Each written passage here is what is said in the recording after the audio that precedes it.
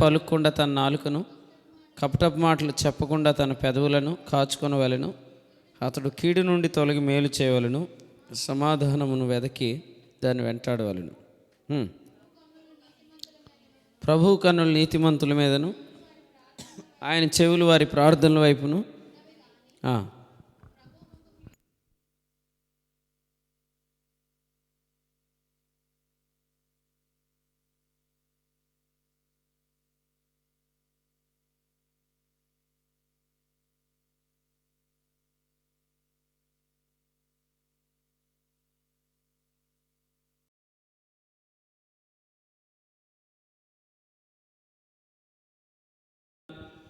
అనుగ్రహిస్తున్న సమయాలను బట్టి వందనాలు ప్రభువా. మరి మొదటి కూడికలో మీరు కృపనిచ్చారు, రెండవ కూడికలోనికి మమ్మల్ని నడిపించారు. చేరువచ్చిన ప్రియులను బట్టి వందనాలు. ఆత్మ సహాయం కోరుకొని యేసు ప్రభునామములో వేడుకుంటున్నాం తండ్రి, ఆమేన్. పేతురు రాసిన మొదటి పత్రికలో నుండి 3వ అధ్యాయంలో మనం దేవుని వాక్యాన్ని ధ్యానం చేస్తున్నాం. 9వ వచనంలో ఏముంది? ఆశీర్వాదమునకు వారసులవుటకు మీరు పిలువబడితిరి గనుక కీడుకు ప్రతి కీడైనను దోషణకు ప్రతి దోషణైనను చేయక దీవించుడి అనే మాట చూస్తున్నాం.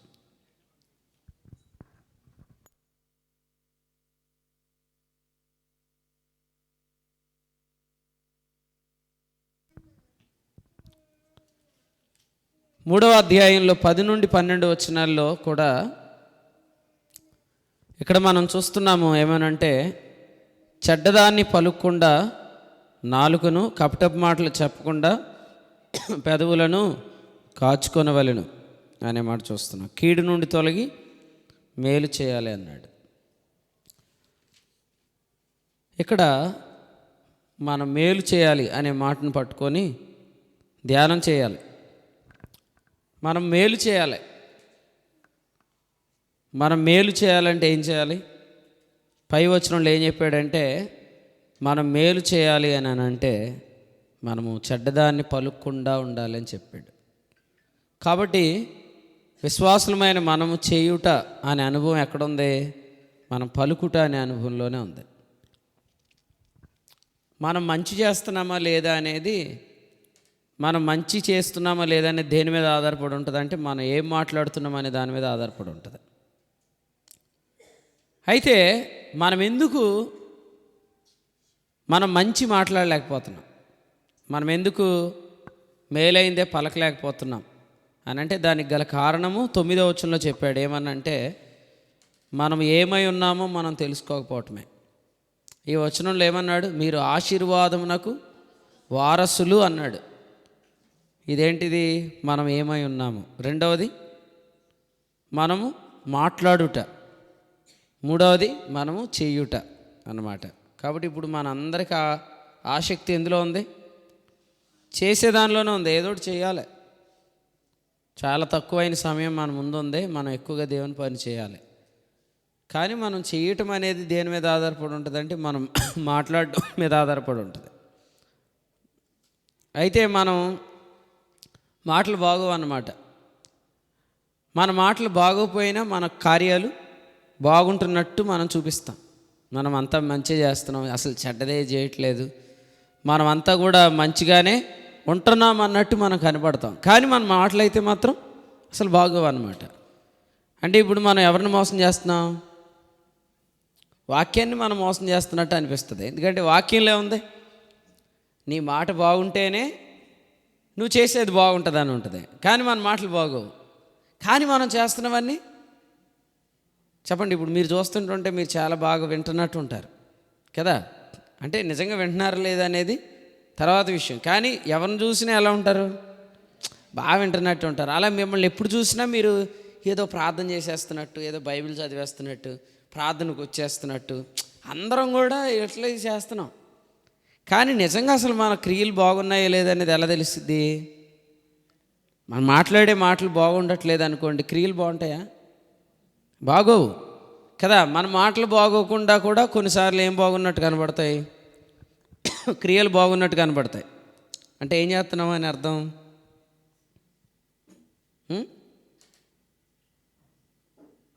మీరు చెప్పాలా, నేను వినాలా. మన మాటలు బాగుంటలేదండి, కానీ మన క్రియలు బాగుంటున్నట్లు చూపిస్తున్నాం కదా. అంటే ఇప్పుడు మనం ఏం చేస్తున్నాం, నటిస్తున్నాం కదా. నటన అనే దానికి మనం ఏ క్లాస్ చదువుకోవాలా, అంటే ఎక్కడ దొరుకుతుంది ఈ సబ్జెక్ట్ మనకి? భీమవరంలో ఏమైనా కోచింగ్ సెంటర్స్ ఉన్నాయా నటించాలి అనే దానికి? ఏమన్నా చెప్పండి. అసలు ఇది మనకి వచ్చేసింది, అది అంతే. దానికి మనం కోచింగ్ సెంటర్కి పోవాల్సినంత అవసరం ఏమీ లేదన్నమాట. ఎంత అద్భుతం అంటే, వాక్యానికి ముందు ప్రార్థన కూడా ఏం చేస్తారు, ప్రభువా మీ దాసుడు బలంగా వాడబడాలని ప్రార్థన చేస్తారు. వెళ్ళి అటుపక్క వెళ్ళి కూర్చొని నిద్రపోతారు. ప్రార్థన చేసిన వాళ్ళే నిద్రపోతారు. అంటే ఇప్పుడు ఈ ప్రార్థన అన్న వాళ్ళు అందరూ ఏమనుకుంటారు, నిజంగా చాలా పవర్ఫుల్గా చేసింది అక్షయ్ అనుకుంటారు. ఇంతకీ ప్రార్థన చేస్తారు అంతే, కానీ వినరు వాక్యం. అప్పుడు మనం దీన్ని బట్టి మనకేమర్థమైద్ది, వీళ్ళు నటనలో ఆరితేరిపోయారు అన్నమాట. అర్థమైందా?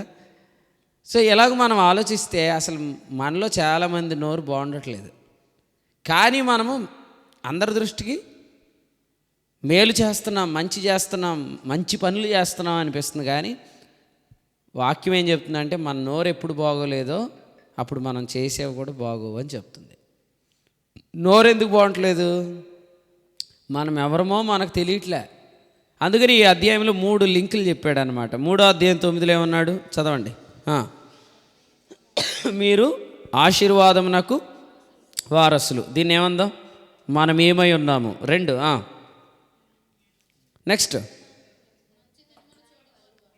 నెక్స్ట్ గనుక ఏం మాట్లాడాలి. నెక్స్ట్ వచనం 11 ఏం చేయాలి కదండి. ఇంతే, ఈ 3 మనం ఏమై ఉన్నాము తెలియాలి. నెంబర్ 2 మనం ఏం మాట్లాడుతున్నాం అనేది మనకు తెలుస్తుంది. నెంబర్ 3 మనం ఏం చేస్తున్నాం అనేది కూడా అందులోనే ఉంటుంది. కాబట్టి ఇప్పుడు ఫోకస్ అంతా దేని మీద పెట్టాలి అపర్ణ? ఏం మాట్లాడాలనే దాని మీద ఫోకస్ పెట్టాలా, ఏం చేయాలనే దాని మీద ఫోకస్ పెట్టాలా, ఏమై ఉన్నామనే దాని మీద ఫోకస్ పెట్టాలా? అది ఏమై ఉన్నామనేది మర్చిపోతామా?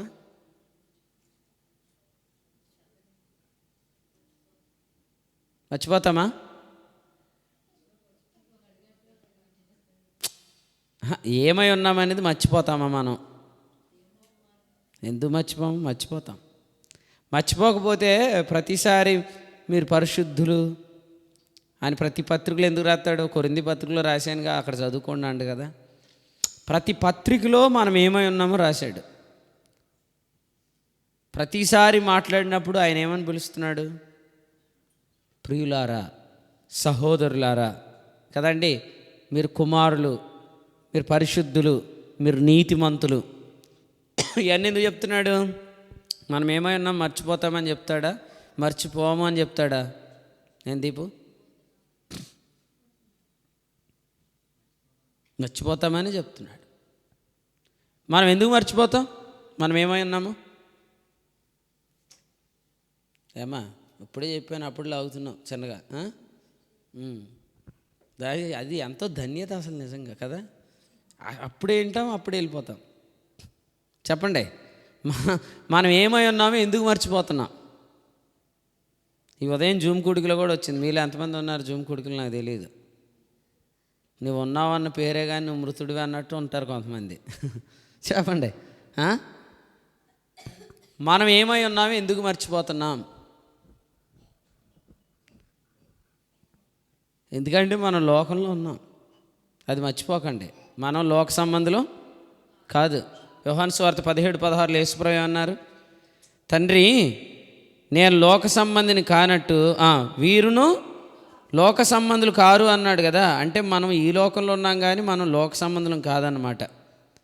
కానీ మనం ఈ లోకంలో ఉంటున్నాం కాబట్టి మనం ఏమై ఉన్నాం అనేది మనం మర్చిపోతాం.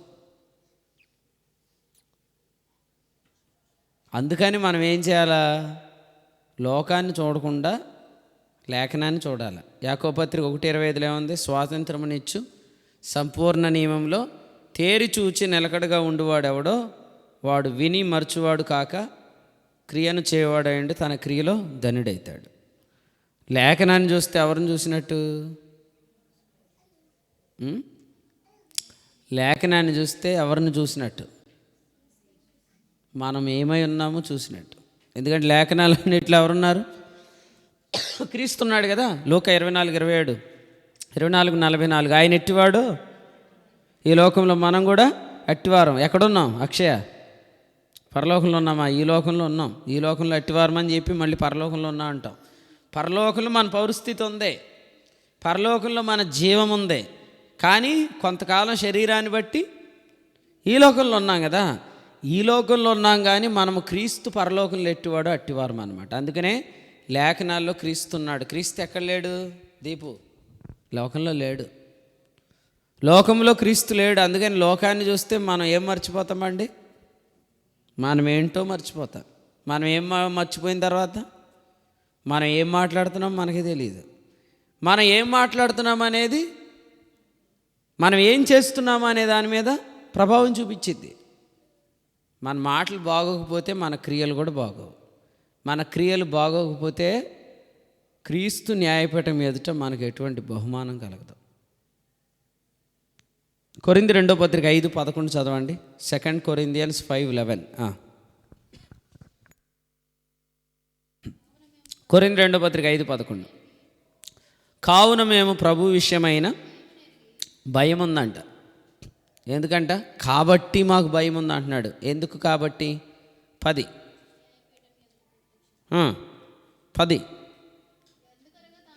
జరిగించిన క్రియల చొప్పున అవి మంచివైనను సరే చెడ్డవైనను సరే దేహముతో జరిగించిన వాటికి ఫలం ఉంది.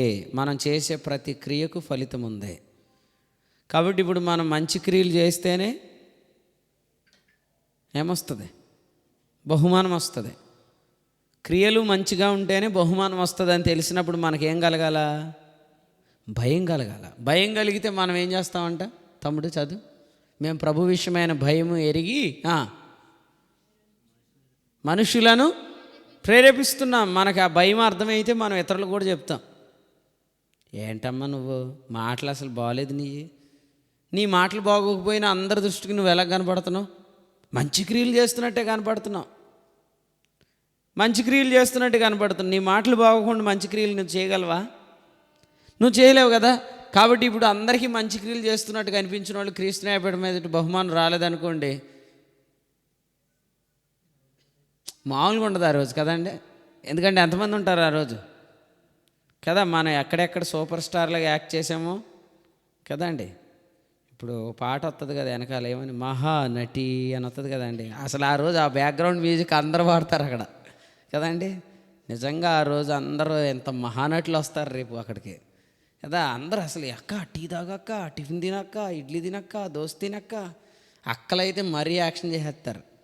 ఈ అక్కలందరికీ వెనకాల కార్డు ప్లే చేసి అందరూ కోరస్ పాడతారు అక్కడ, ఏమని కదండి, మహానటి అని పాడతారు అన్నమాట.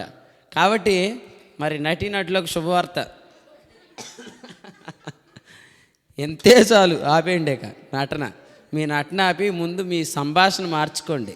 మీ సంభాషణ బాగాలే. కొంతమంది నలిగిపోతున్నట్టు కష్టపడుతున్నట్టు అసలు ఈ పని అంతా మేమే చేసినట్టు ఉంటుంది, కానీ వాళ్ళు అక్కడక్కడ మాట్లాడిన రికార్డింగ్లోకి వచ్చేసినాయి అన్నమాట.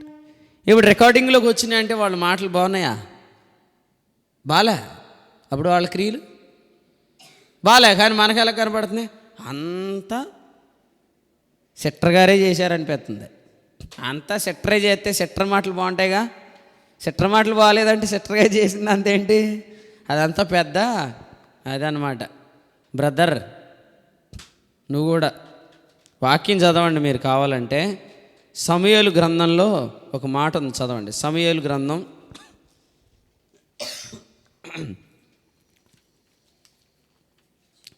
3వ అధ్యాయం ఆఖరి వచనం చదవండి.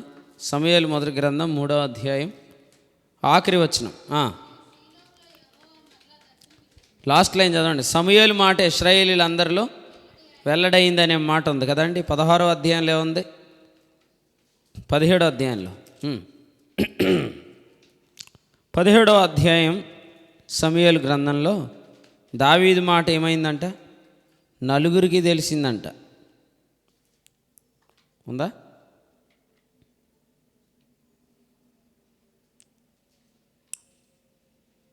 ఇరవై 28 చదవండి ఇప్పుడు. సమూయేలు మొదటి గ్రంథం 17:28.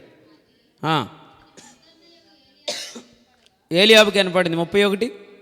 దావీదు చెప్పిన మాటలు కాబట్టి నలుగురికి మన మాటలు తెలుస్తాయి లేదా? ఖచ్చితంగా తెలుస్తాయి. మనం ఏం మాట్లాడుతున్నాం అనేది మనం ఉండదో, కడుపులో ఉండదో, మొత్తం అంతా మనం కక్కేస్తాం అన్నమాట. అస్సలు ఎక్కడ నాలుగు అదుపులో ఉండదు. ఎందుకంటేనంట మనిషి అంట 4 రకాల విషయాలను అదుపు చేశాడంట. 4 రకాల విషయాలంటే ఏంటంటే మృగ, పక్షి, సర్ప, జలచరముల్లో ప్రతి దాన్ని మనిషి ఏం చేశాడంటే సాధు చేయగలిగాడంట కదా. ఏనుగులను ఆడిచ్చేవాళ్ళు తెలుసా? మహా పెద్ద పెద్ద జంతువులను ఏం చేస్తారండి, చాలా సింపుల్ టెక్నిక్తో దాన్ని సాధు చేస్తారు కదా. ఏనుగు పక్కన మన నాలుక ఎంత ఉంటుంది? ఒక పెద్ద ఏనుగు ముందు మన పక్కన నాలుక ఎంత ఉంటుంది?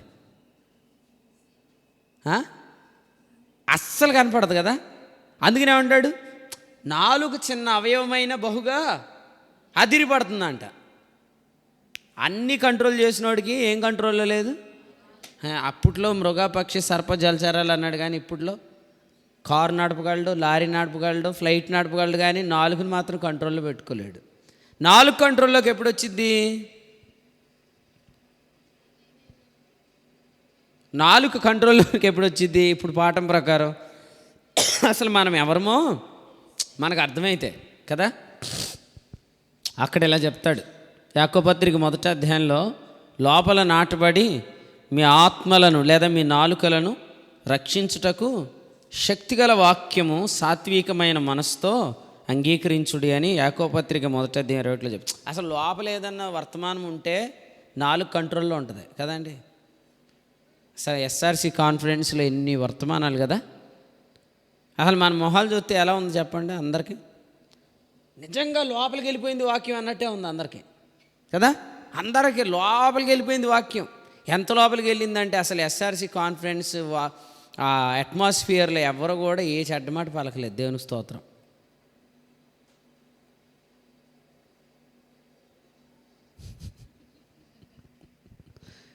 ఎందుకురా అందరూ అలాగే చూస్తున్నారు నా వైపు? అస్సలు ఎస్ఆర్సి కాన్ఫరెన్స్ నాలుగే జారలేదే, నోరే జారలే. ఆ వాష్రూముల దగ్గర జారలేదు చెప్పండి, పడుకునే పడగదిలో జారలేదు, ఎక్కడ అసలు నాలుగే జారలేదు. ఎందుకు?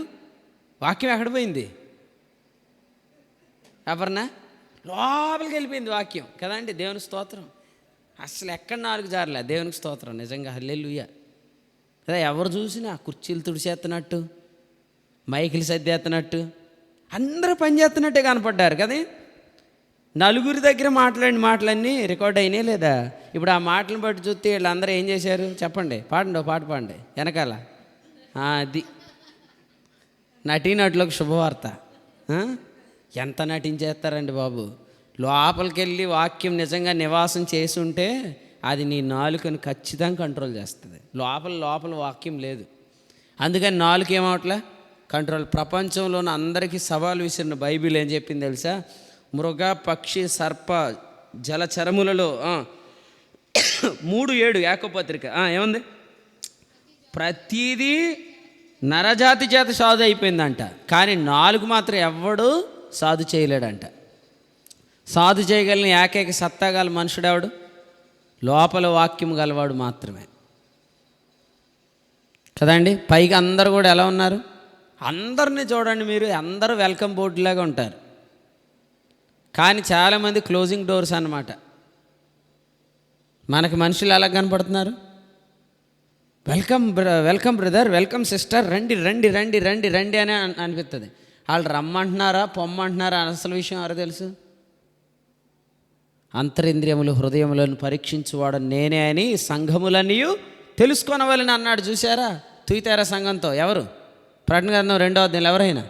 అగ్నిజ్వాల వంటి కనులు గలవాడు, అపరంజి వంటి పాదములు గలవాడు చెప్పు సంగతులు ఏమనగా హృదయాంతరేంద్రియములు పరీక్షించేవాడును నేనేం చెప్పాడు. ఆయనకి మొత్తం తెలుసు. ఏమని? నువ్వు రమ్మంటున్నావా, పొమ్మంటున్నావా కదా అండి.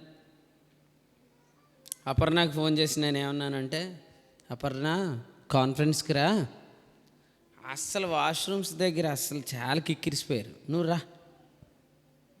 మళ్ళీ ఫోన్ చేసి, అపర్ణ నువ్వు వస్తున్నావా రావట్లేదా, అసలు పడుకునే దగ్గర ఏం బాగాలేదు, అన్నీ దోమలు కుట్టేస్తున్నాయి, నువ్వు రా. మళ్ళీ ఫోన్ చేసి, అపర్ణ వస్తున్నావా, అసలు ఇదిగో బస్సులు ఎక్కితే కూర్చోడానికి కూడా లేదు, ఏలాడు రావాలి, మరి నీ ఇష్టం, వస్తున్నావా రా కదా. ఒరే బాబు, నీ హృదయం అంతా దేవుని తెలుసు. నువ్వు రమ్మనే బోర్డువా, రావద్దనే బోర్డువా, నీ గురించి అంత తెలుసు. కానీ అందరి దృష్టికి ఎలా కనపడతావు?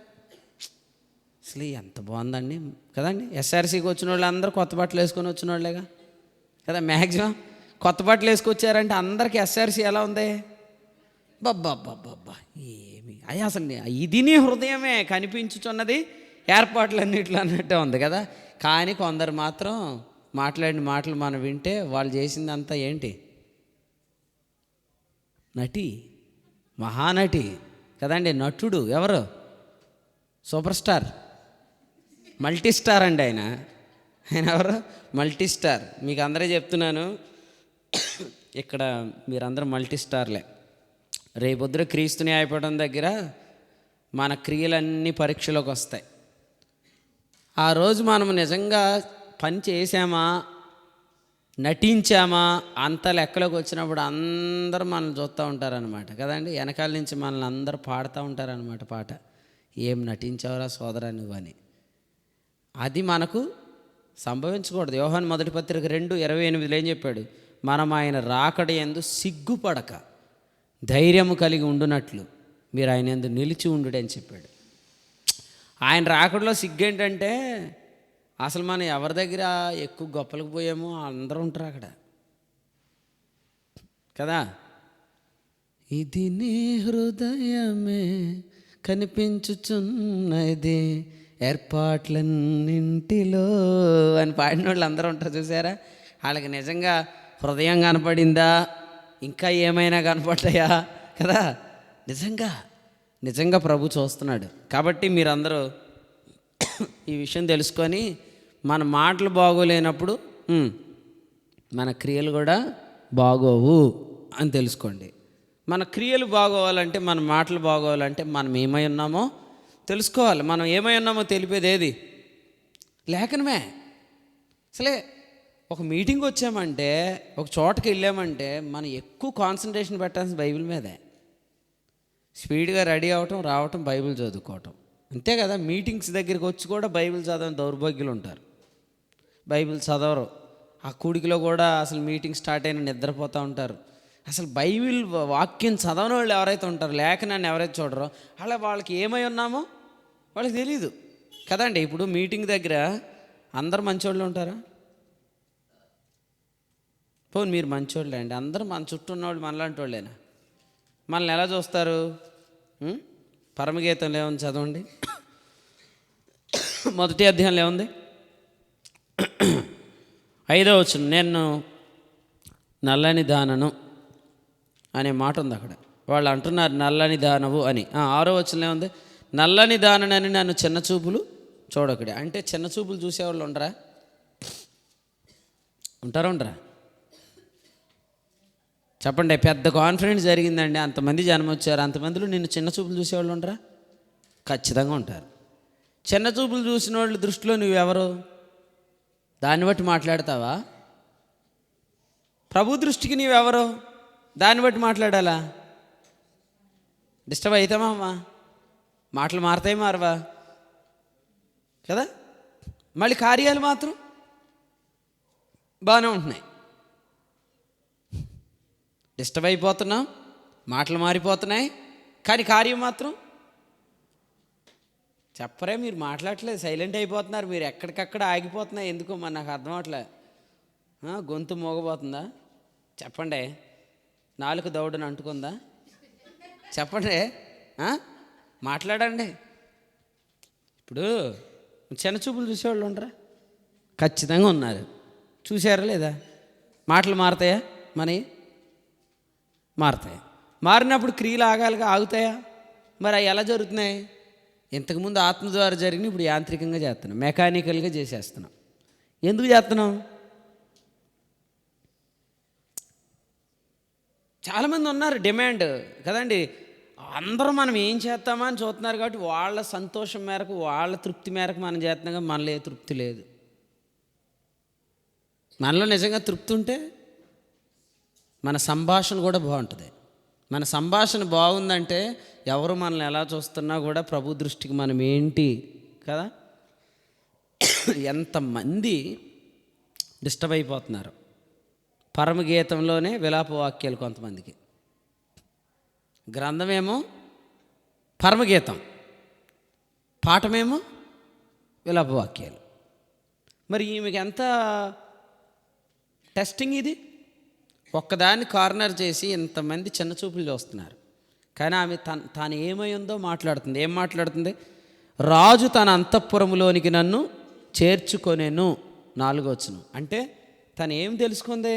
హే, మీరు అసలు ఇవన్నీ మాట్లాడుతున్నారు, అసలు నా పొజిషన్ ఏంటి తెలుసా? నేను అంతఃపురంలో ఉన్నాను.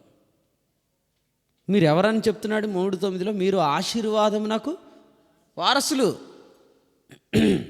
మీరు నిజంగా ఆశీర్వాదానికి వారసులు అని మీకు అర్థమైతే, మీరు నిజంగా గుర్తుపెట్టుకుంటే, మీకు తెలిస్తే మీరు అట్లా మాట్లాడరండి.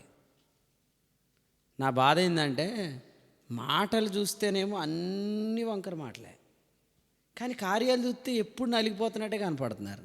ఇంక అసలు మీరు ఇంత ఎలా నటించేస్తున్నారా? పోనీ బైబిల్ ఏమైనా తప్పు ఉందా ఏంటని నాకు మళ్ళీ డౌట్ అవుతుంది. అర్థమైందా?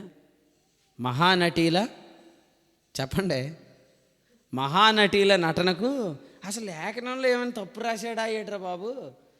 వీళ్ళ మాటలు మాత్రం అన్నీ. అపోస్తలుల కార్యాలు 20:28 తర్వాత ఏమన్నాడు?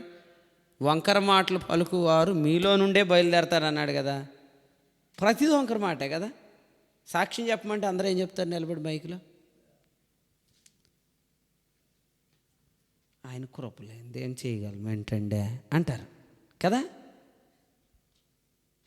మైక్ ఆఫ్ చేయండి. ఇప్పుడు మాట్లాడు. అసలు నేను లేకపోతే జరుగుతుందా? Mic on. నీ కృపలేంది ఏం చేయలేం ప్రభువా. Mic off. నేను లేకపోతే జరుగుతుందా? చూసారా అసలు ఆయన ఎంత గొప్పవాడండి. Mic on, mic off. అసలు మాలాంటి వాళ్ళు ఎవరన్నా ఉన్నారు అసలే? చూసారా?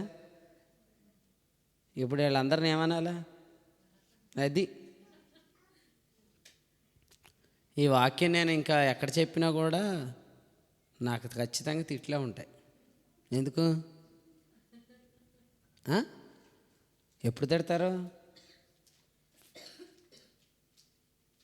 యేసుప్రభు వాడికి వెళ్ళాడా పరలోకానికి? అది యాక్షన్. రియాక్షన్ ఏంటి? పరిశుద్ధాత్మ ఇక్కడికి వచ్చాడు. అపోస్తలులు 2:33. న్యూటన్స్ థర్డ్లో ఏంటి? వాక్యం నీకు తగిలితేనేగా నీ దగ్గర నుంచి నాకు తిట్టొచ్చిద్ది. నువ్వు లోపల తిట్టుకుంటున్నావంటే ఆల్రెడీ నీకు వాక్యం తగిలింది అని అర్థం.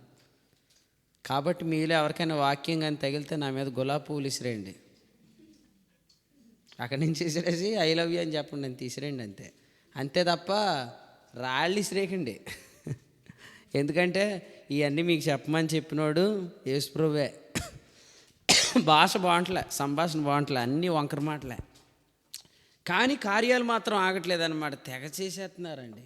అసలు శారక్కి పీసుకున్నట్టు తెగ పీసుకేస్తున్నారు. ఆ రొట్టెల నిండా పులిసిన పిండే, రొట్టెల నిండా పులిసిన పిండే కదండి. అసలు మన ఆనాడు ఆ ముగ్గురు మనుషులు ఏమని అడిగారు? అసలు ఆ సారా ఎక్కడని అడిగారు. కానీ ఇప్పుడు ఈ సారా కాదు, ఇది సారా అన్నమాట. ఇదంతా పులిసిన పిండే. ఇదంతా మనం తాగటానికి పనిచేది, తినడానికి పనిచేయదు అనమాట. అది ఎక్కడుందని పిలవాలి, దాన్ని పిలువు, బయటికి రమ్మని దాన్ని అని పిలవాలన్నమాట. అంటే అటువంటి పులిపిండి కలిపేశారు. ఆ రొట్టెల నిండా పులిసిన పిండే. ప్రభు ఈ నటులను అందరిని దీవించును గాక. నువ్వు ఏమై ఉన్నావో నువ్వు తెలియనప్పుడు నువ్వు మాట్లాడేవన్నీ వంకర మాటలే కదా. కొంతమందికి ఏమో వాళ్ళని చిన్న చూపులు చూస్తున్నారని బాధ కదా, వాళ్ళ పిల్లల్ని చూస్తున్నారని బాధ వచ్చేసిద్ది. మా ఓడికి పాట ఇవ్వలేదు అంటే మా ఓడు ఎలా కనపడుతున్నాడు? ఇది కూడా తప్పేగా. ఇప్పుడు నువ్వెవరవు? నీ బిడ్డలు కూడా అలాంటి వాళ్ళే. మనమందరం ఆశీర్వాదానికి వారసులమైతే మన పిల్లలు ఎవరు? మన పిల్లలు కూడా ఆశీర్వాదానికి వారసులే కదా. మన పిల్లల్ని ఆశీర్వాదానికి వారసులుగా ఎంచినప్పుడు వారిని ఎవరో చిన్న చూపులు చూస్తున్నారని ఫీలింగ్ లోపల పెట్టుకొని మనము చెడ్డగా మాట్లాడితే ఈ మాటలు నలుగురికి తెలుస్తాయి. కానీ వాళ్ళ ముందు కూడా మనం ఏం చేస్తున్నాం? సత్క్రియ. ఏ క్రియ? సత్క్రియ చేసేస్తున్నాం, మంచి క్రియలు చేసేస్తున్నాం అన్నమాట. సత్క్రియలు చేస్తున్నాం. కానీ ఇదంతా కూడా ఖచ్చితంగా నటన అని తెలిసే ఒకరోజు ఉంది. ఉందా లేదా? ఓ మానవని వాస్తవాలు తెలిసే ఒకరోజు నీకుందని తెలుసా. ఈ పాట అందరూ పాడేస్తే ఇంకెలాగా? నన్ను పాడినాయండి, మీరు వినండి. మీరు పాడితే నేను వింటాను. అందరూ పాడేస్తే ఎలాగా? అందరూ పాడితే ఎవరు పాడేస్తున్నట్టు? దొంగ దొంగ దొంగ అని తరుముతున్న వాళ్ళనే దొంగ ఉన్నాడంట. అందుకని ఈ పాట ఎప్పుడు నేను పాడిని మీరు ఎవరు పాడొద్దు, మీరు వినండి. మీరు పాడితే నేను వింటాను. ఓ మానవ నీ వాస్తవాలు తెలిసే ఒకరోజు నీకు ఉందని తెలిసి అంటే యేసుప్రభుని అంటున్నట్టు ఉంది. ఎందుకంటే అందరూ పాడేస్తున్నారు. అసలు వాస్తవం అంతే కదా. ఈ పాటలో కూడా నటించొద్దు, ఓకేనా? ఓ మానవని వాస్తవాలు తెలిసే ఒకరోజు నీకుందని తెలుసా.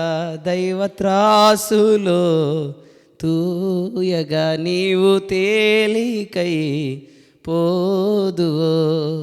ధవళాధిపతిగా ప్రభుయేసు నిలువా. ధరలోని ప్రజలే తరలిరాగా. సంజాయిషి ఇక లేదులే, క్షమాపణ కసలే తావేలేదే ఆ తీర్పులో. అది ధవళాధిపతి తీర్పు, ధవళ సింహాసనం. మనం మాట్లాడేది క్రీస్తు న్యాయపీఠం. అక్కడ సంజాయిషి లేదు, ఇక్కడ సంజాయిషి లేదు. అక్కడ తీర్పు తీర్చేటప్పుడు వాళ్ళు నిత్యాగ్నిలోనికి వెళ్తారు. ఇక్కడ తీర్పు పొందినప్పుడు మన బహుమానాన్ని కోల్పోతాం. కాబట్టి విశ్వాసులకు కూడా ఏముంది? పేతురుపత్రిక 1వ అధ్యాయం 13 నుంచి చదివితే ఏముంది? క్రియలను బట్టి తీర్పు తీర్చువాడు తండ్రి. అర్థమైందా? తండ్రి తీర్పు ఉంది మనకి, వాళ్ళకి దేవుని తీర్పు ఉంది. తండ్రి తీర్పు క్రియలను బట్టి. అందుకనే మన క్రియలేంటో మనకు ఆల్రెడీ తెలుసు. ఎందుకంటే మన సంభాషణ ఏంటో మనకు తెలుసు. మన నాలుకను కంట్రోల్ చేసేది ఎక్కడ ఉంటుంది? మన లోపల ఉంటుంది. అది నాటబడితేనే, అది లోపల ఉంటే అది మన నాలుకను కంట్రోల్ చేసిద్ది.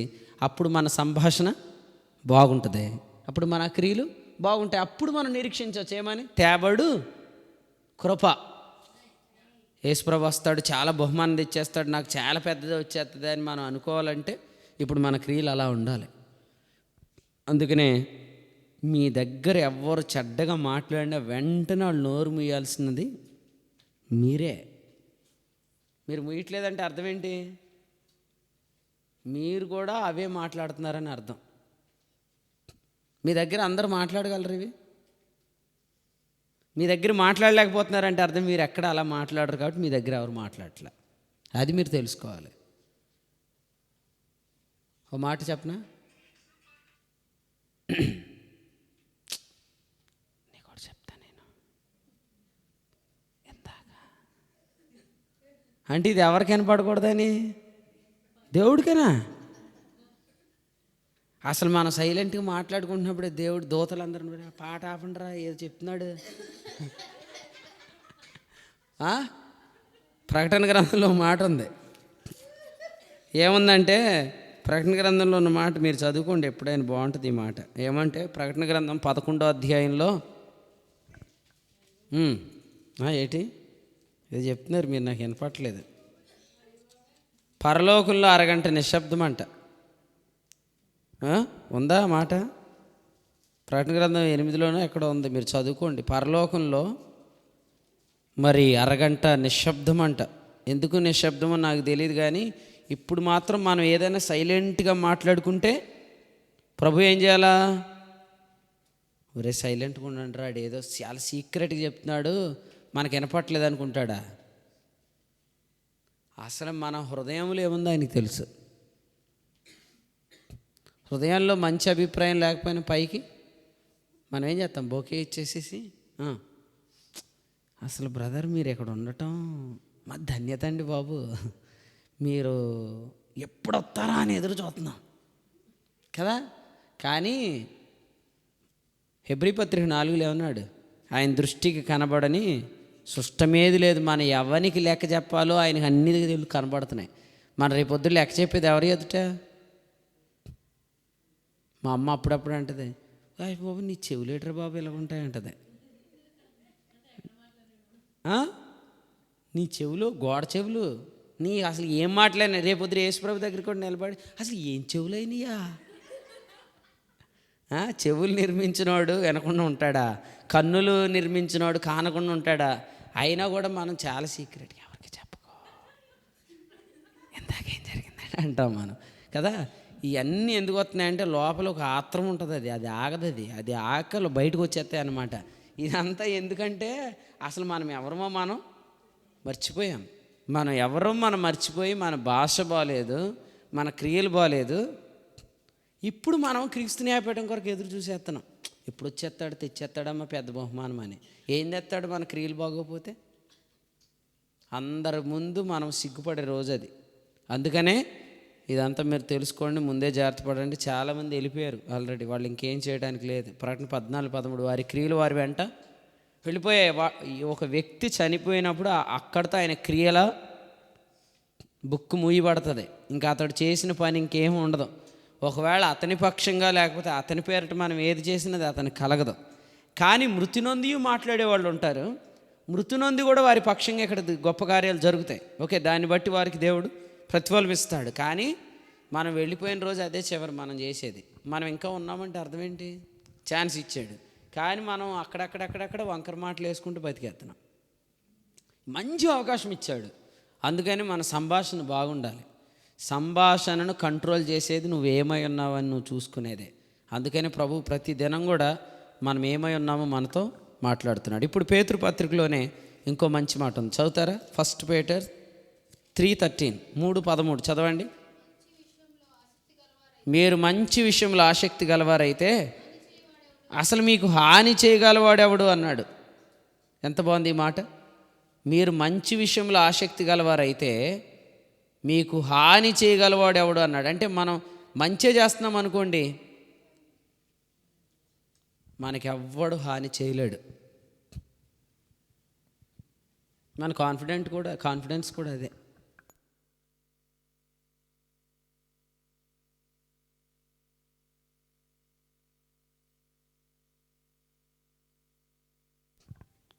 మంచి విషయంలో ఆసక్తి గలవారైతే మీకు హాని చేయగలవాడు ఎవడు కదా. మనకు ఎవరైనా హాని చేస్తారని భయం ఇప్పుడు మనకుందా? మీకు లేదా? ఎవరైనా మనకు హాని చేస్తారు, మనకి ఏదైనా కీడు చేస్తారు, మనకి ఏదైనా అటాక్ చేస్తారనే భయం మీకుందా? ఉందా లేదా? ఏదోటి చెప్పండి. ఉందా? ఎందుకు ఉంది? మనం మంచి చేయనప్పుడే ఉంటుందంట. అక్కడున్నమాట. మీరు మంచి విషయంలో ఆసక్తి గలవారైతే మీకు హాని చేయవాడు ఎవడు అన్నాడు కదా. మనం మంచి చేస్తే అసలు హాని చేయవాడు ఎవడు? సరే, మనం మంచి చేస్తున్నామా? చేస్తున్నట్టు కనపడుతున్నాం లేదా? కనపడుతున్నాం. నిజంగా మరి అటాక్ ఎందుకు జరుగుతుంది? అది ఒక నటన, అది నటన కాబట్టి ఇది జరుగుతుంది. అసలు ఎంతమంది ఇప్పుడు అటాక్ అవుతున్నారు తెలుసా మీకు? చాలామంది ఈరోజు హ్యాపీగా లేరు. అసలు వాస్తవంగా ఇంత మీటింగ్స్ జరిగి ఈ పాటికి మనం అందరం ఎంత హ్యాపీగా ఉండాలి. కానీ మనకు తెలియని అటాక్ మన మీద జరుగుతూనే ఉంది. ఎందుకు జరుగుతుంది? అది బాలే, ఏది? నోరు. అందుకని క్రియలు బాలే. అవి బాగుండుంటే అసలు మనకి ఎవడు హాని చేయగలడని చెప్పాడు. నేను మిమ్మల్ని తీర్పు తెచ్చట్లేదు, కానీ అటాక్ గల కారణం ఏంటో మీరు తెలుసుకోవాలి అందరూ. నేను చెప్తాను, ఎస్ఆర్సి కాన్ఫరెన్స్ అయిపోయిన తర్వాత నేను చాలా హ్యాపీగా ఉన్నాను, చాలా ప్రశాంతంగా ఉన్నాను. ఆ ప్రశాంతత చాలామందికి లేదు, నాకు తెలిసి ఎవరెవరికి లేదు. ఎందుకు ఉండట్లేదు తెలుసా? మనకి అటాక్ జరుగుతుంది. మనం ఏమంటామంటే చాలా తెలివిగా మంచి జరిగింది కదండి, సాతాన్ గడు శోధించేస్తున్నాడు అంటారు. ఇక అన్నిటికీ ఒకడు దొరికాడు మనకి. ఆడేమనుకుంటాడు, ఈడు చేసిన దానికి కూడా ఈడు నన్నే కదండి. ఇంకా ఆడి తప్పదాం, ఎందుకంటే ఒకసారి ఆడికి మార్కు పడింది, ఇక ఆడికి మొత్తం మనం అన్ని ప్లస్ మార్కులు ఆడికేసేస్తున్నాం. అంత సాతాను కదండి. మీటింగులు ఇప్పుడు మీటింగులు బాగా జరిగితే నీకంటే గొప్ప అటాక్ ఎవరికి జరగాలి నిజంగా చెప్పండి? యుద్ధంలో ముందు రోజులో నిలబడిన వాళ్ళకే కదా గట్టి దెబ్బలు తగలాలా. మరి వాళ్ళు బాగానే ఉన్నారు, మీకు ఎందుకు తగులుతున్నాయి? కాబట్టి ఇది కరెక్ట్ కాదు కదా. మనం ఎప్పుడు ఏమంటామంటే ఈ రోజంతా నేను నవ్వేను, రాత్రికి ఏడుతాను అన్నట్టు. మీటింగ్ సక్సెస్ అయిన ఖచ్చితంగా చూడండి, సాతానుగాడు వచ్చేస్తాడు, ఆయన ఏది చెప్పేస్తారు అంతే. ఇవన్నీ విషయం ఏంటంటే, తమ్ముడు నీ నాలుగు బాగలేదు, నువ్వు చేసిన క్రియలన్నీ అవన్నీ వేషాలు. నిజంగా యథార్థమైనవి అయితే నీకు హాని చేయగలవాడు ఎవడు అని చెప్పాడు.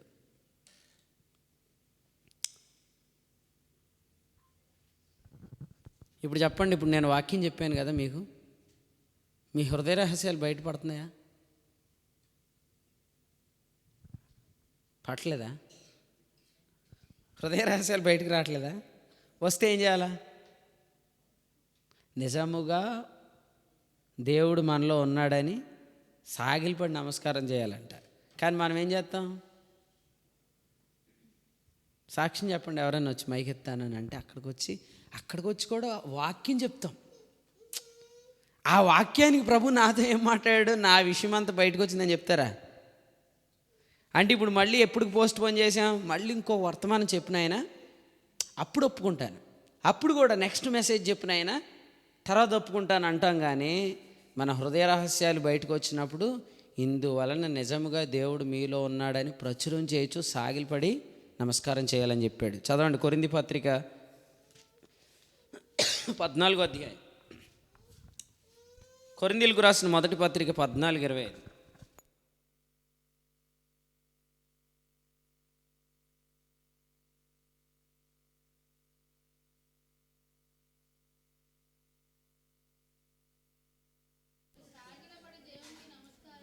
ఏముంది అక్కడ?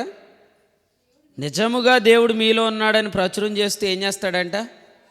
సరే నేను మిమ్మల్ని అడుగుతాను, సాగిలపడిన వాళ్ళని ఎవరన్నా చూశారు మీరు? సాగిలు పట్టడం అంటే మీటింగ్ అయిపోయాక వెళ్ళిపోవటం కాదు, ముందుకొచ్చి నిజంగా నా హృదయ రహస్యాలు బయటకు వచ్చిన బ్రదర్ అని చెప్పిన వాళ్ళు ఎవరైనా చూసారా? చూస్తే ధన్యులు, కానీ మనం చూడం. అక్కడ కూడా ఎన్నో వాక్యం ఎవరికి వచ్చింది తెలుసా? దానికి వచ్చింది వాక్యం అంతా అంటారు. వాక్యం అంతా దానికి వచ్చింది అంటారు. అసలు నువ్వు చూసేవాడు తలెత్తాడా అంటారు. ఎప్పుడు? వాక్యం వస్తున్నంతసేపు నేను ఆడివైపు చూసాను, ఆడు తల అంటే వాక్యం వచ్చినంతసేపు ఆడిని చూస్తున్నాడు, కానీ నీడు చూసుకోవట్లే. ఇట్లా మోసం చేసుకొని మనము గడిపేస్తున్నాం. చివరి మీటింగ్ రోజు కూడా ఇలా గడిపేస్తాం, క్రీస్తు న్యాయపీఠం దగ్గర నిలబడతాం. అప్పుడు మొత్తం అందరినీ పిలిచి ర్యాంకులు ఇచ్చేస్తున్నప్పుడు వెనకాల ఉండి మనం ఏమంటాం ఆ రోజు? అసలు వీళ్ళకి ఎలా వచ్చిందంటే మందయ్య అసలు మామూలుగా ఉండదురా అంట. అదేట్రా నీకు బాగా వస్తుంది అనుకుంటున్నాను. ఏం లేదు, అంతా అంతా మనం నటించేసేవాడా. ఇప్పుడు మహిమదేహం వచ్చాక అన్ని నిజాలు చెప్పేస్తారు క్రీస్తు న్యాయపీఠం దగ్గర. నాకు ఖచ్చితంగా 10కి మాత్రం 2 మార్కులు ఖాయంరా. ఆడికి 5 మార్కులు వచ్చాయండి, నా 2. నువ్వు ఆడికంటే బాగా కష్టపడినట్టుగా ఉత్తినే అలా చెప్పాను అంతే. సాక్ష్యంలో మాత్రం అసలు ఎవరు చేయలేదు, అంతా నా వల్ల అయిందని చెప్పాను. ఇక చివరిలో ఇక ర్యాంకులు వచ్చినప్పుడు మాత్రం నాకు 2 మార్కులు అండి, నాకు 2 వస్తాయండి. సీరియస్గా మాట్లాడితే అవి కూడా ఏమో చెప్పలేము. ప్రభు కృప, ప్రభు కృప కదా. అందుకే ఇప్పటి నుంచి జాగ్రత్త పడండి. మనం టైం చాలా దగ్గరికి వచ్చాం. ఇప్పటికైనా కొంచెం ఆ వంకర మాటలు మానేసేయండి. ఎందుకంటే మీ చుట్టూ కూడా మాకు ఇప్పుడు కంటికి కనబడని సిగ్నల్స్ ఉన్నాయి కదా. ఇప్పుడు మీలో ఫోన్లు వాడుతున్న వాళ్ళు ఉన్నారు కదా, మీకు ఎయిర్టెల్ వాడేవాళ్ళు ఉన్నారా? ఈ చుట్టూ ఎయిర్టెల్ టవర్ నుంచి వస్తున్న సిగ్నల్స్ ఉన్నాయి. మన చుట్టూ కూడా ఏముంది? నెట్వర్క్ ఉంది. మనిషి కనిపెట్టిన నెట్వర్కే మన చుట్టూ ఉంటే దేవుని సన్నిధి మన చుట్టూ లేదా? అన్నీ రికార్డ్ అవుతున్నాయి కదా. మరి ఎట్లా మాట్లాడేస్తున్నాం మనం? మళ్ళీ చెప్తే చెప్పు, కానీ పాస్టర్ గారు చెప్పు, ఆయన వాక్యంలో చెప్పేస్తాడు. పాస్టర్ గారి కంటే చిన్నవాడు దేవుడు. చెప్తే చెప్పు కానీ పాస్టర్ గారు చెప్పు, ఆయన వాక్యం చెప్పేస్తాడు. పాస్టర్ గారి కంటే చిన్నవాడా దేవుడు? ఆలోచిస్తున్నారా? ఇదంతా ఎందుకు జరుగుతుందంటే క్లియర్గా చెప్తున్నాను. అసలు మనం ఏమై ఉన్నామో మనము మర్చిపోతున్నాం. అద్దంలో తన సహజ ముఖాన్ని చూసుకునేవాడు బయటికి పోయి తాను ఎట్టివాడో మర్చిపోతాడంటే. వాక్యాన్ని అలా చూడొద్దు అన్నాడు. ఏదో అప్పుడప్పుడు అలా చూసి భలే ఉందరా బాబు, మళ్ళీ వచ్చి భలే ఉందరా బాబు అని వెళ్ళిపోకుండా దానిలో తేరి చూడు, దానిలో నిలకడగుండు. ఆ లేఖనాన్ని నువ్వు ధ్యానం చేయి. ఎంత ఖాళీ టైం పడుకునేటప్పుడు దాన్ని మెడిటేట్ చేయాలి. కార్ డ్రైవ్ చేస్తున్నప్పుడు దాన్ని మెడిటేట్ చేయాలి. బండి నడుపుతుంటే దాన్ని మెడిటేట్ చేయాలి. ఏ పని చేస్తున్నా మనం విన్న వాక్యాన్ని ధ్యానం చేయాలి. అట్లా మెడిటేట్ చేస్తే నువ్వు ఎట్టివాడవో నువ్వు మర్చిపోవు. నువ్వు మర్చిపోయినప్పుడు నువ్వు రాజు అనుకో, ఎలా మాట్లాడతావు? రాజా సోది మొహం తెచ్చి రాజు చేస్తే ఏం చేద్దా? అక్కడ కూర్చొని కూడా సింహాసనం మీద సోది మాటలు మాట్లాడతాడు. యు ఆర్ కింగ్, నువ్వు రాజువి, రాజాజ్ఞలా మాట్లాడాలా కదండి. కొంతమంది ఎంత బాగా చదువుతారు కానీ ఈదులో భాష మానరు, అదే మాట్లాడతారు కదా. ఆ భాష మారదు. ఇంగ్లీష్లో మాస్టర్ సార్ వచ్చినప్పుడు ఎలా మాట్లాడతారు కదా, ఎవరు లేనప్పుడు ఈడ్రాడా అలా చేస్తున్నాడు ఈడ్రాడా అంటారు. సింహాసనం మీద కూర్చొని కూడా ఇటువంటి సంభాషణ వస్తుంది మనకి, కానీ మనం ఏమో మర్చిపోతున్నాం. అదే ఇది. అందుకే పేతురు తన పత్రికలో 2:9 ఏమన్నాడంటే, మీరు చీకటిలో నుండి ఆశ్చర్యకరమైన వెలుగులోనికి మిమ్మల్ని పిలిచిన వాని గుణాతిశయాలు ప్రచురం చేయాలి. కాబట్టి మీరు ఎవరో చెప్పాడు, మీరు రాజులు, మీరు యాజకులు, మీరు పరిశుద్ధులు, మీరు ఏర్పరచబడిన వంశము, పరిశుద్ధ జనం. మీరెవరో మీకు అర్థమైతే మీరేం ప్రచురించాలో మీకు అర్థమైద్ది. మీరేం ప్రచురిస్తున్నారో ఎగ్జాక్ట్లీ మీరు అదే చేస్తారు. అందుకే నేను ఇలా చెప్తున్నాను, మాట బాగోలేదంటే ఆ వ్యక్తి క్రియలు బాగోవు. ఆ వ్యక్తి క్రియలు బాగుంటే ఆ వ్యక్తికి ఎవ్వడు హాని చేయలేడు. మన భయం మంది ఎవడని మనకు చేతపడి చేస్తాడని ఎందుకు లేదా? చేయడా ఎవడు చేయడా? మనకెవడు కీడు చేయడా? యెషయా 54 చెప్పండి 17. నీకు విరోధముగా రూపించబడిన అన్నాడు. అంటే మనకు విరోధంగా రూపకాలు జరుగుతాయి కానీ అవి వర్ధిల్లం. ఎవరికి? యెషయా 54:17. 54 కూడా చెప్పండి. జైగతమెత్తుము. నీ నోరు బాగుంటే, నీ నోరు మంచిదైతే అప్పుడు నీకు విరోధంగా రూపించబడిన ఆయుధము వర్ధిల్లదు. మీరు ఎందుకు అనుకుంటున్నారండి? మనకు ఎవడో వేరేగా మంత్రించడానికి బోల్డంతమంది మంత్రిస్తారు. 2016 సంవత్సరంలో ఒక స్త్రీ నా గురించి ఏం చెప్పింది తెలుసా? నెక్స్ట్ ఇయర్కి వెళ్ళి ఈడు అంతమైపోతాడు అంది. 2017, ఈరోజు 2025, 2026. నేను చెప్తుంది 2025 బ్లెస్సింగ్ గురించి చెప్తున్నారు. ఈ 2025 డిసెంబర్లో ప్రభు నన్ను ఎలా ఆశీర్వదించాడో అది ఇందాక వాళ్ళ ఆయన ఎలా చూస్తున్నాడు దాన్ని మేము వస్తుంటుంటే. ఎందుకు అలా చూస్తున్నాడు? వాళ్ళ ఆవిడ ఇంకో నెక్స్ట్ ఇయర్ కల్లా అయిపోతాడు వీడు అనింది. వాడు ఎలా చదువుతున్నాడు కళ్ళు తెరిచి. ఎవరినైనా దేవుడు అలాగే చేస్తాడు. నీకు విరోధంగా రూపించబడింది ఏది వర్ధిల్లదు. రూపించబడదు అని అనుకోవద్దు, రూపించబడుతుంది. ఎవరో ఒక వ్యక్తిని వాడుకొని నిన్ను పూర్తిగా డిస్ట్రాయ్ చేసే ఒక ప్లాన్ జరుగుతుంది కానీ అది వర్ధిల్లదు. హాని చేయగలవాడెవడయ్యా తండ్రి స్తోత్రం అప్పగించుచున్న నీ సంగతులన్నీ మా పైన నీ ప్రేమ వివరించుచుండగా. అసలు మంచి విషయంలో ఆసక్తి గలవారమైతే మనకు హాని చేయగలవాడు ఎవడు? ఈ పాట నేను ఎక్కడి నుంచి రాసి తెలుసా? మా అమ్మాయి బర్త్డేకి నేను సాక్ష్యం చెప్తానని లేచి నిలబడి ఆ వాక్యం చెప్పాను ఆ రోజు. ఏ వాక్యం? మనం మేలు విషయంలో ఆసక్తి గలవారమైతే మనకు హాని చేయగలవాడు ఎవడున్నాడు? ఇందాక మన సేవకులు 2 వచ్చారనమాట. కూర్చున్నాం, మేము 3 కూర్చొని మేము మాట్లాడుకుంటుంటుంటే అసలు మనకు హాని చేద్దాం అనుకున్న వాళ్ళు ఒక్కొక్కరు ఎలా చెదిరిపోయారు ప్రభు మాకు చూపించాడు. సంఖ్యాకాండం మీరు చదువుకోండి, 10వ అధ్యాయం ఆఖరి వచనంలో మందసము బయలుదేరినప్పుడు వాళ్ళు ఎలా అంటారు? ఏమని? నీ శత్రువులు చెదిరిపోదురుగాక. మందసము ఆగినప్పుడు అంటారు, యెహోవా వేవేల మధ్యనకు రమ్ము అంటారు. నిజంగా మనం చూస్తుంది ఏంటంటే మన శత్రువులందరూ చెదిరిపోయారండి. మన శత్రువులందరూ చూడండి చెదిరిపోయారు. వాళ్ళు ఎందుకు చెదిరిపోయారు? నీకు హాని చేయగలవాడు ఎవడున్నాడు? అసలు హేరోదికి పిలాతుకి సంబంధమే లేదు. కానీ ఆ రాత్రికి రాత్రి వాళ్ళు ఇద్దరు ఏకమైపోయారు. సైద్ధాంతిక పరంగా భిన్నాభిప్రాయాలు కలిగిన వాళ్ళు అందరూ కూడా ఏమైపోతారు? ఒక వ్యక్తిని టార్గెట్ చేసినప్పుడు అందరూ ఏకమైపోతారు. కానీ నీకు హాని చేయగలవాడు ఎవడు లేడు. ఎందుకంటే because you are doing good నీకు ఎవడే ఏం చేయలేడు. నువ్వు మంచి చేస్తున్నావా లేదా అనేది పాయింట్. ఇక్కడ మంచి చేస్తున్నట్టు కనిపిస్తున్నావు నువ్వు, కానీ నీ నాలుగు బాలే, అందుకని నీకు హాని వస్తుంది. ఈ కీడు మాకు ఎందుకు వచ్చిందంటే, ఇది ఎందుకు జరిగిందండి, మేము చాలా మంచి చేసామంటే, దేవుడికి మేము ఏం చేసామంటే అని తెగ చదివేస్తారు కొంతమంది. అంత చదివేస్తున్నావు కానీ నిజంగా మీరు చెప్పండి, ఎంతసేపు నిలబడి మీరు మాట్లాడగలరా? గంట సేపు నిలబడి మీరు మాట్లాడగలరా? మాట్లాడలేరు. ఎందుకు? ఇది నాకు సాధకమైంది, నా ఎక్సర్సైజ్ ఇది. అవునా? మీ ఎక్సర్సైజ్ ఒకటి ఉంటుందిగా, మీరు చేయగలిగింది నేను చేయలేను. అలాగే మన నాలుగు ఎప్పుడు కూడా తిమోతి 4:8 ప్రకారం ఒక భక్తి సాధనలో ఉందనుకోండి, ఏదైనా జరగకూడదు జరిగిన నాలుగు కంట్రోల్లో ఉంటుంది. కానీ ఏదైనా జరగకూడదు జరిగినప్పుడు నాలుగు వెంటనే ఎందుకు అదిరిపడుతుంది? మేము ఏం తక్కువ చేసామండి? అసలు ఎవ్వరు రాకపోతే మేమే వెళ్ళి ఏం చేసాం?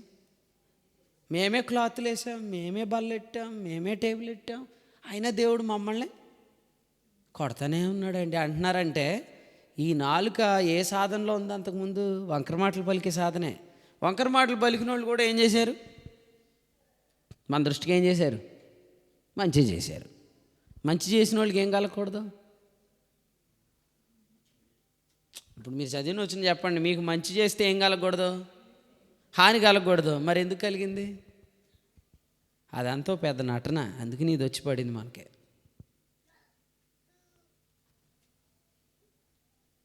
ప్రతి విధమైన హానిని నాశనం చేయగల శక్తి నీ నాలుకను బాగు చేసుకోవటంలోనే ఉంది.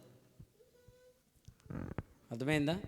రాయెట్టు కొడతాడా, కత్తెట్టు కొడతాడా, ఏదేమిటి కొడతాడు కాదు. ముందు మన నాలుక మనకు బాగుంటే అటాక్స్ అన్నీ యాక్సిడెంట్లు కూడా తప్పించుకోవచ్చు, హెల్త్ ప్రాబ్లమ్స్ కూడా తప్పించుకోవచ్చు కదా. మీకు అర్థమవుతుందా?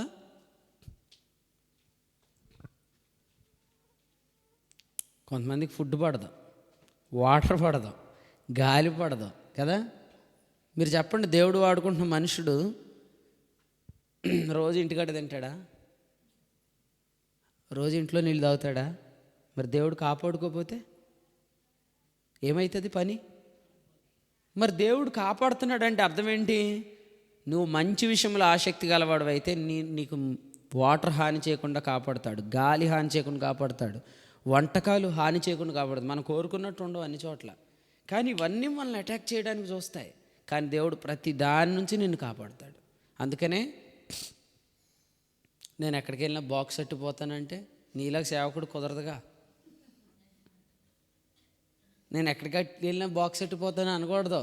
ప్రభువు నీ నాలుకను బాగు చేస్తే అన్నీ బాగైతాయి. మార్క్స్ వార్త 7వ అధ్యాయంలో చెప్పినట్టుగా, ఎఫాత నీ నాలుక బాగు చేయబడు గాక, నత్తిగా మాట్లాడు, మా నాలుక బాగైనప్పుడు సమస్తం బాగుగా చేయబడింది. ఫైనల్లీ లాస్ట్ వచనం చదువుదాం.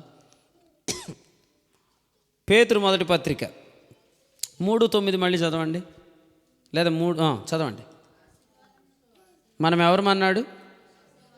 మనం ఆశీర్వాదమునకు వారసులం అన్నాడు.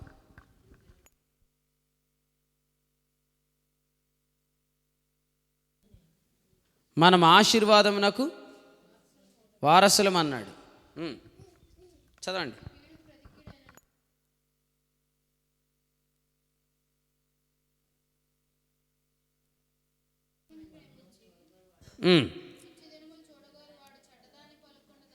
నాలుకను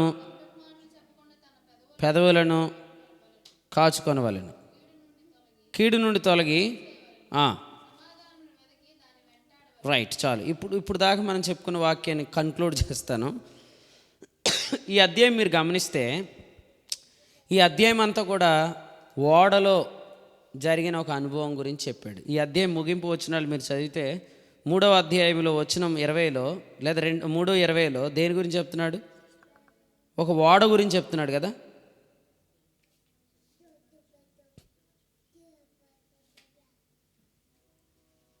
అవునా? అంటే ఇప్పుడు మనమందరం ఎక్కడున్నాం? ఆశీర్వాదం అని ఓడలో ఉన్నాం. చెప్పండి, మనమందరం ఎక్కడున్నాం? ఎందుకంటే ఈ ఓడ ఎక్కడ నిలిచింది? అరారాత్ అంటే అర్థం ఏంటి? త్రిప్పివేయలేని ఇర్రివర్సిబుల్ బ్లెస్సింగ్, అంతేనా? త్రిప్పివేయలే. ఇప్పుడు మనం అందరం ఆశీర్వాదం అనే ఓడలో ఉన్నాం. ఇప్పుడు ఓడలో ఉండి మనల్ని ఏం చేయమంటున్నాడు? మంచి మాట్లాడండి అంటున్నాడు. ఓడలో ఉండి ఏం చేయమంటున్నాడు? మంచి మాట్లాడండి అంటున్నాడు. మనం ఎక్కడున్నామో మనకు అర్థమైతే మనం ఏం మాట్లాడాలో మనకు అర్థమైంది.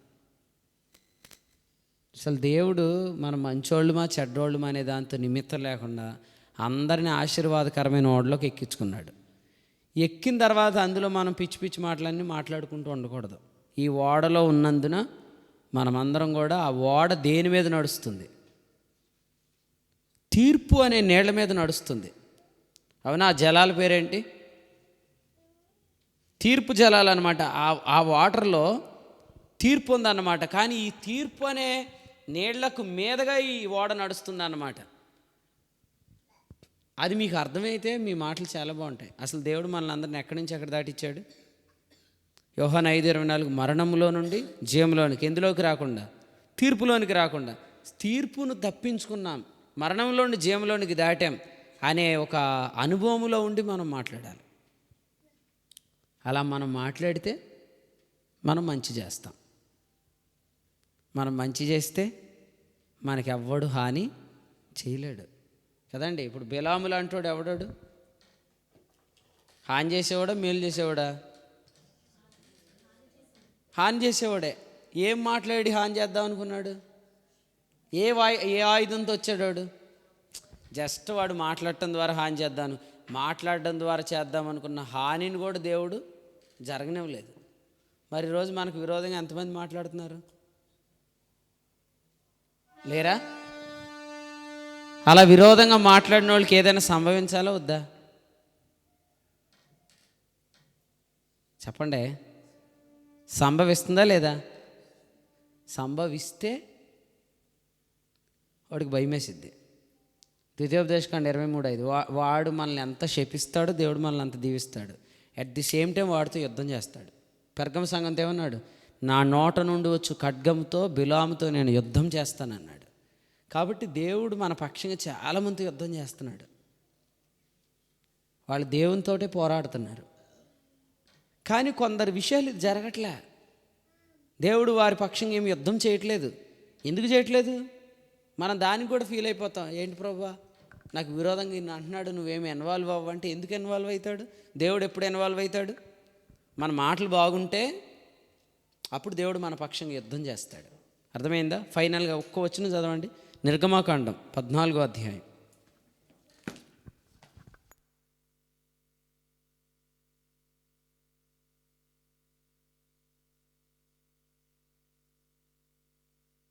నిర్గమాకాండం 12వ అధ్యాయం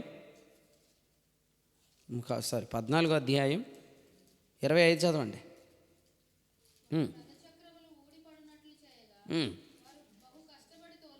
ఓకే, నెక్స్ట్. యెహోవా వారి పక్షమున మనతో యుద్ధం చేస్తున్నాడు అని వాళ్ళకి అర్థమైంది.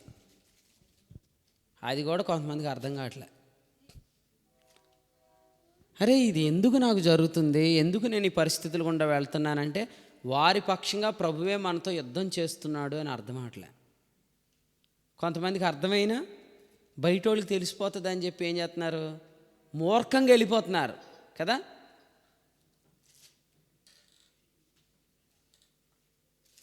అందుకనే ఈ ఉదయకాలం వాక్యంలో ఏం చెప్పాడంటే అసలు మూర్ఖుడు గురించి చెప్పాడు సామెతల గ్రంథం అంతా. మీరు విన్నారు లేదు?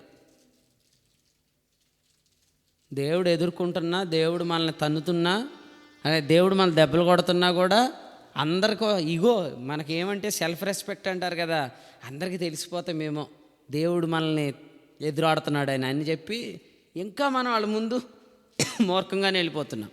అసలు మూర్ఖుడు గురించి చెప్తూ అన్నాడు, వాడంటే వెళ్ళిపోతున్న కుక్క చెవులు పట్టుకుని వెనకలాగుతున్నవాడు అన్నాడు సామెతల గ్రంథంలో, ఈ ఉదయం వాక్యంలో. వెళ్ళిపోతున్న కుక్కని చెవి పట్టుకుని లాగితే ఏం చేస్తుంది? నమస్కారం మాస్టర్ బాగున్నారంటదా? అలాగే కొంతమంది మూర్ఖించి దెబ్బలు తింటున్నారు. దేవుడు ఆ మూర్ఖత నుండి అనేకులు కాపాడుగాక. ఈ రాత్రి వాక్యం చాలామందికి వెళ్తుంది, ఆ తర్వాత అయినా వాళ్ళు వింటారు. ఇప్పుడు వినకపోయినా ఏదైనా కొంచెం మారు మనసు వస్తే మంచిదే, లేదంటే మాత్రం క్రీస్తు న్యాయపీఠానికి వాళ్ళు ఏమాత్రం సిద్ధపడుతున్న వాళ్ళు కాదనమాట. కాబట్టి ప్రభు మన నాలుకలను కాపాడుగాక. లేఖనంలో తేరు చూడండి, నాలుకను కంట్రోల్లో పెట్టుకోండి, కార్యాలు బాగుంటాయి, మనకి ఎవడు హాని చేయలేడు. మనం మంచి విషయంలో ఆసక్తి గలవారైతే మనకు హాని చేయవాడు ఎవడు. కాబట్టి ప్రతి అటాక్ నుంచి మనం తప్పించబడతాం. ప్రభు అలాగ మనల్ని తన రాకడ వరకు కాపాడును గాక. ప్రేమగల మా తండ్రి, మీకు వందనాలు చెల్లిస్తున్నాం. పౌలు గారు చెప్పినట్లుగా ప్రతి దుష్కార్యము నుండి నీవు మమ్మల్ని తప్పించి పరలోక రాజ్యమునకు చేరినట్లు రక్షిస్తావని నమ్మి స్తుతిస్తూ, అనేక నోర్ల నుంచి మమ్మల్ని మీరు తప్పించిన విధానాన్ని బట్టి వందనాలు. ప్రతి విధమైన అటాక్ నుండి మమ్మల్ని తప్పించినందుకు స్తోత్రాలు. ఇటువంటి కాపుదల ప్రతి ఒక్కరూ అనుభవించినట్లు చేయమని, ముఖ్యంగా లోపల వాక్కు లేకపోవడం ద్వారా, దైవభయం లేక పలుకుతున్న వంకర మాటల వల్ల మా క్రియలు ఏమాత్రం బాగుండట్లేదు, అందుచేతన మేము అనేకమైన అటాక్స్లో పడుతున్నాం అని ఎరిగి యథార్థంగా మీ సన్నిధిలో ఒప్పుకునే కృప అందరికీ దయచేయమని యేసు ప్రభు నామములో ప్రార్థించి వేడుకుంటున్నాము తండ్రి. ఆమేన్.